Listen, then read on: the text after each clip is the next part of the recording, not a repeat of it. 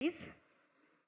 ఆయన క్యారేజ్ తీసుకొని రాలేదు, బాక్స్ తీసుకొని రాలేదు కాబట్టి మనం చాలా సేఫ్ అనమాట మేము. Thank you so much. Sunil గారు మీరు ఎక్కడ ఉంటే అక్కడ నవ్వలు. థ్యాంక్ యూ అండి, థ్యాంక్ యూ సో మచ్. వచ్చిన అందరికీ నమస్కారం అండి. ఫస్ట్ నేను ఆదిక్ గారికి థ్యాంక్స్ చెప్పాలి. Adhik sir, thank you so much. ఆయనే నా ఫస్ట్ తమిళ్ ఫిల్మ్ నాకు ఛాన్స్ ఇచ్చింది మార్క్ యాంటనీలో. మీకు ఆ రోజు ఎక్స్పీరియన్స్ ఒకటి మీతో షేర్ చేసుకుంటానండి. నేను అడిగాను ఆయన్ని, సార్ ఈ క్యారెక్టర్ ఇది విలన్లా అనిపిస్తుంది, నెక్స్ట్ మళ్ళీ పాజిటివ్ అని తెలుస్తుంది, క్లైమాక్స్ దాకా తెలియదు అన్నారు.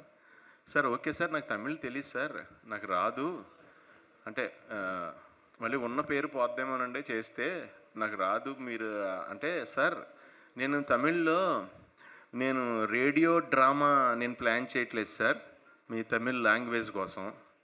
నేను ఫిలిం అంటే విజువల్ మీడియా సార్, యంగ్ ఉండాలి, విలన్ ఉండాలి, ఓల్డ్ గెటప్ వేయాలి, అక్కడ పాజిటివ్ క్యారెక్టర్లా కనిపించాలి, కామెడీ కూడా చెయ్యాలి. సో మీరు సెంటర్ ఏజ్లో ఉన్నారు, అటు ఆ గెటప్ వేసినా ఫ్లాష్ బ్యాక్ సూట్ అవుతారు, ఇటు ఓల్డ్ వేసినా మిమ్మల్ని బిలీవ్ చేస్తున్నారు. సో అదొకటి రీజన్ అండి, మీ ఫేసు మీ టైమింగ్ మీరు కావాలి నాకు అన్నారు. అన్నప్పుడు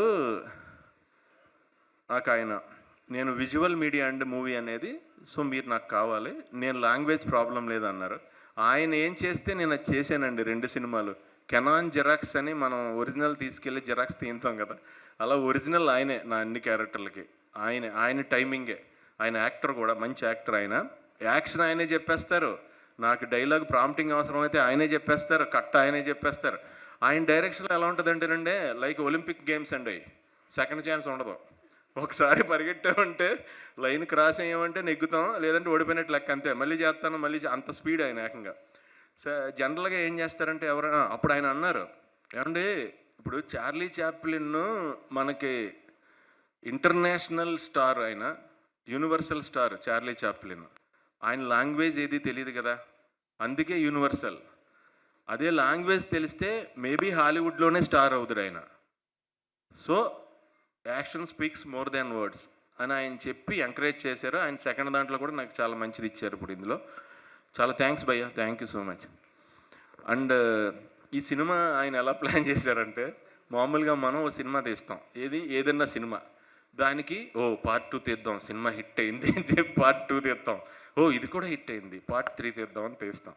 ఈయన ఏం చేశారంటే సూపర్ ప్లానింగ్, టోటల్గా అజిత్ గారి సినిమాలన్నిటికీ సీక్వెల్ ఇది. అంటే ఒక 10 అనే అనే అనే వైబ్రేషన్ లాగా తీసుకొచ్చి, అందులో మళ్ళీ ఒక మంచి లైను, అంటే సన్ కోసం ఫాదర్ ఇది వదిలేయటం, వైలెన్స్ వదలడం అనే లైను అది పెట్టి, మిగతాది ప్యాకింగ్ అంతా ఏంటంటే, నవ్వేడేస్లో ఇప్పుడు పబ్జీని ఫార్ట్ నైట్ ఈ గేములు ఆడుతున్న పిల్లలు ఉన్నారు కదండి, వాళ్ళ గేముల స్పీడ్కి అలవాటు పడిపోయి, మనం 5 నిమిషాలు ఇలా ఆగి ఇలా కింద చూసి పైకి చూస్తే ఆడు ఎందుకు అంతసేపు చూస్తున్నాడో అనే సెన్స్లోకి వచ్చారు వాళ్ళు. ఎప్పుడైనా ఏడుపు వచ్చినప్పుడు కొంచెం టైం పడుతుంది కదా, ఆడ క్యారెక్టర్ని బట్టి ఫీల్ అవుతాడు కదా, అంటే అంత చిన్న ల్యాగ్ కూడా they are not bearing. So వాళ్ళకి కరెక్ట్గా పర్ఫెక్ట్ డైరెక్టర్ ఆదిక్, ఎందుకంటే స్పీడ్ సినిమా ఎక్కడ ఆగదు. అండ్ ఇందులో కొత్త బ్లెండ్ ఏంటంటే, సాంగ్ పెట్టారు ఫైట్ సీక్వెన్స్లో, అంటే న్యూ బ్లెండ్ అది. ఓ రకంగా ఫైట్ సీక్వెన్స్లో సాంగ్ పెట్టడం అనేది కొత్త థాట్. అది చాలా బాగా అందరూ అక్కడ నేను వేరే సినిమా సెట్కి వెళ్ళినప్పుడు ఇప్పుడు పని చేస్తుంటే అందరూ వచ్చి, సార్ సూపర్ వర్క్ సార్, చాలా బాగుంది సార్, చాలా బాగా చేశారు, ఇక్కడ చాలా బాగుంది సార్ మూవీ అంటే చాలా హ్యాపీ ఫీల్ అయ్యానండి.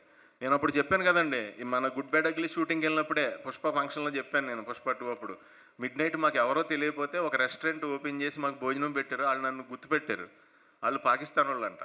అంటే వాళ్ళను కూడా, వాళ్ళతో మాకు ఫుడ్ పెట్టించింది మాట, అంటే ఈ బ్యానరే అది కూడా. అందుకు ఫస్ట్ టైం తమిళ్లో చేసినందుకు మైత్రి మూవీ మేకర్స్కి నిజంగా కంగ్రాట్స్ చెప్తున్నానండి. ఇలాగ మీరు ఇంకా చాలా పెద్ద పెద్ద హిట్ సినిమాలు చెయ్యాలి తమిళ్లో, యూనివర్సల్గా అన్ని లాంగ్వేజ్ల్లో మీరు చెయ్యాలి. సో ఇంకా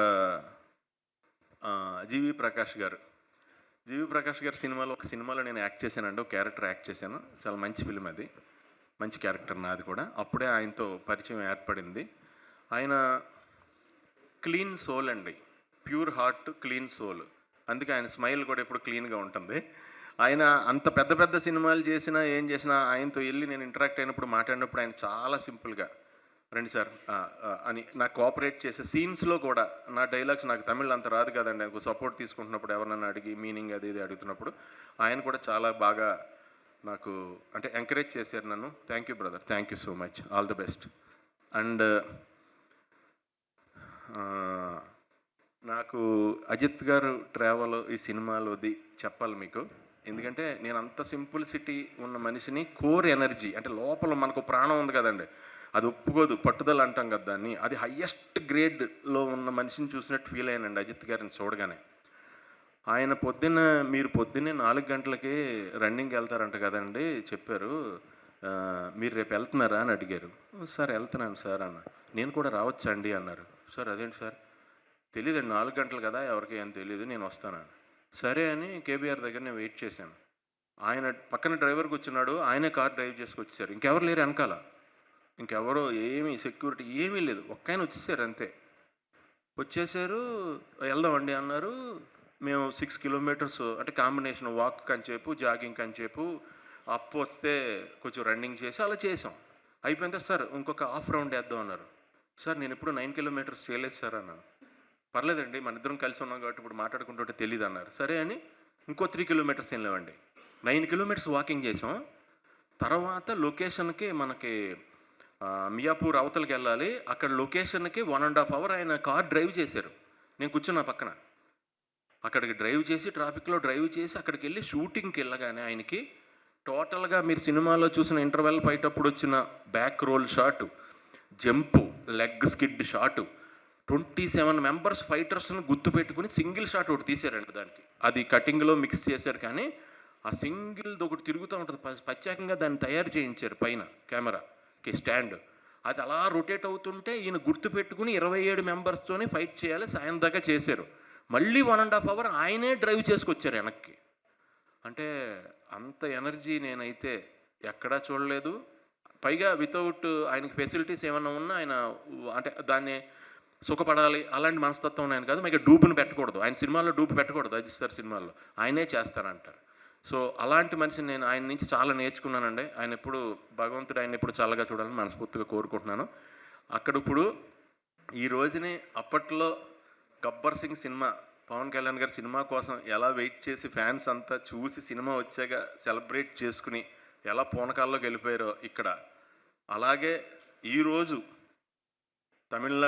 తమిళనాడులో మలేషియాలో శ్రీలంకలో మొత్తం యూనివర్స్లో ఎవరైతే ఉన్నారో Ajith sir fans, Ajith sir సినిమా చూసిన వాళ్ళు అండ్ వేరే అదర్ హీరోస్ ఫ్యాన్స్ అందరూ కూడా అజిత్ సార్ని ఇలా చూడాలనుకునేవాళ్ళు వాళ్ళందరూ కూడా పండగ చేసుకుంటున్నారండి.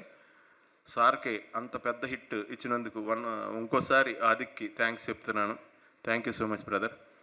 అలాగే కార్తికేయ అండ్ మేడం, ఆవిడ ఈ సినిమాలో నాకు మా ఎవరికి చిన్న బిట్ సాంగ్లో చేసామంటే పెద్ద డ్యాన్స్ ఇంపార్టెన్స్ ఉన్న ఆ టైప్ క్యారెక్టర్ కాదు.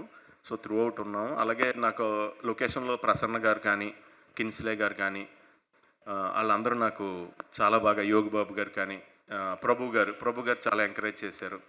అండ్ వాళ్ళందరికీ కూడా సభాముఖంగా థ్యాంక్స్ చెప్తున్నాను, అందరికీ కంగ్రాట్స్ చెప్తున్నాను. ఆల్ ద బెస్ట్ అండి. Wishing you all success more than me. Thank you. Thank you. Sunil గారు 1 క్వశ్చన్, లైక్ థియేటర్లో మీరు ఏదైతే వింటేజ్ ఏకే బ్యాక్ అనగానే థియేటర్లో బ్లాస్ట్ అనమాట, మామూలుగా లేదు, ఫ్యాన్స్ పండగ చేసుకుంటున్నారు. ఏదో ఒక్కసారి మీరు ఆ రెస్పాన్స్ మీరు వింటున్నారు కదా, మామూలుగా లేదు. ప్రతి ఒక్కళ్ళు ఇప్పుడు రాగానే ఇక్కడ కూడా